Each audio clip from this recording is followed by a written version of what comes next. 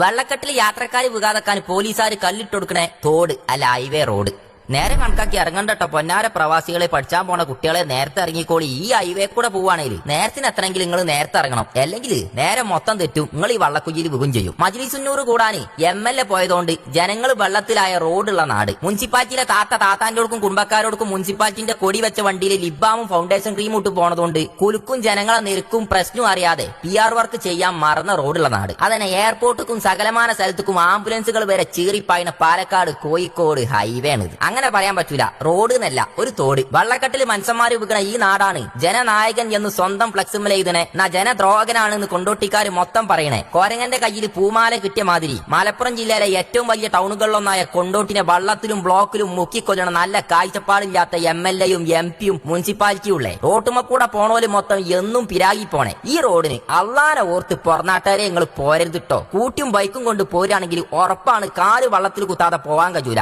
മേർത്ത് വള്ളം തെറിച്ചാതെ നീങ്ങാനും കഴിയൂല. ചളിയാതങ്ങൾ ഒരു കല്യാണത്തിനോ തൽക്കാലത്തിനോ എത്തൂല്ല. ഈ കാണുന്ന പെരുമ്പൽപ്പള്ള കല്ല് കോറി വേസ്റ്റ് ഇത് മുനിസിപ്പാലിറ്റി ഇട്ടതാണോ? അല്ല. MLA തട്ടിച്ചതാണോ? അല്ല. PWD തട്ടിച്ചതാണോ? അല്ല. മന്ത്രി പറഞ്ഞതാണോ?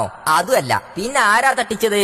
വാട്ടർ അതോറിറ്റിന്റെയും PWDന്റെയും കൂടി പണിപ്പെടുക്കുന്നത് ഈ സാധുക്കളായ പോലീസുകാരാ. ഓരോ സ്വന്തം റിസ്കിൽ ഓരി തട്ടിച്ചതാണ് ഈ കോറി വേസ്റ്റ്. അതിലെന്നെ പെരുമ്പൽപ്പള്ള കല്ലുകളുണ്ട്, അത് പെറുക്കി ഒഴിവാക്കണ പണിയും കൂടി ഈ പോലീസുകാരനെ എടുക്കണം. പാവാട്ടൈറ്റങ്ങളെ കാര്യം ഏറെ ബഹുമാനം തോന്നുകയാണ്. കാരണം രാവും പകലും ഇല്ലാതെ ഐറ്റം അവിടെ നയിച്ചാണ്. ഒന്നുമല്ല, സ്കൂട്ടർമാര് വരുന്നോല് കുയ്യിൽ വികാതെക്കാൻ അത് കണ്ടു നിൽക്കാൻ കഴിയാത്തതുകൊണ്ട് ഇതല്ലാതെ വേറെ മാർഗ്ഗം ഈ പോലീസുകാർക്കില്ല. ഫെഡറൽ ബാങ്കിന്റെ മുന്നിലിട്ട ഈ കട്ട എത്ര ലക്ഷത്തിന്റെ നിങ്ങൾക്കറിയോ? ഞാൻ കട്ട വിടല്ല, ഇട്ട കട്ടന്റെ ലക്ഷക്കണക്കിന് ഉറുപ്പ്യന്റെ കണക്ക് കേട്ടാൽ നിങ്ങൾ നെട്ടും. എന്നിട്ടോ ഇട്ട കട്ടമ്മലും അതിന്റെ പുറത്തെ ഡ്രെയിനേജുമലും വെള്ളം തറന്ന് അയാട്ട് നടത്തണേ. ലക്ഷങ്ങൾ ടാക്സ് കൊടുത്തു പോണ കാറിന് പരിക്ക് പറ്റിയാല് ആര് സമാധാനം പറയും? ആര് നന്നാക്കി തരും? പറഞ്ഞ കല്യാണത്തിനും പറയാത്ത കല്യാണത്തിനും പോയി ചോറും തിന്ന് പല്ലി കുത്തിയെടുത്ത് കുത്തിക്കാണ്ട് ഫോട്ടോ എടുത്ത് വീണ MLA സമാധാനം പറയോ?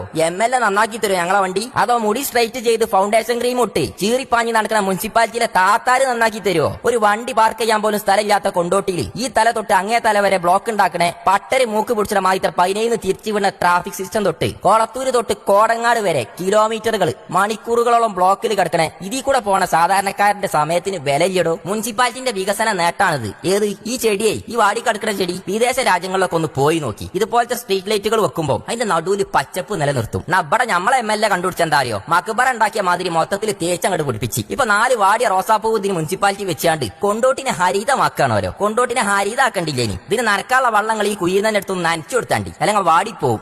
എത്ര കൊല്ലം പിറകിലാണ് ചങ്ങായിമാരങ്ങള്? 10 കൊല്ലം പിറകിലാണ് കൊണ്ടോട്ടി. അതും ആദ്യത്തെ 5 കൊല്ലം തന്നെ ഈ MLAന്റെ ലെവൽ എന്താണെന്ന് ഇയാളെ പാർട്ടിക്കാരായ ലീഗാർക്ക് തന്നെ മനസ്സിലായിരുന്നു. എന്നിട്ട് പിന്നെ ആരും കിട്ടാത്തോണ്ടാണോന്ന് അറിയില്ല ഒരു 5 കൊല്ലം കൂടി ഇതിനെ തന്നെ എങ്ങനെ ഞങ്ങൾ ഇറക്കിയത്?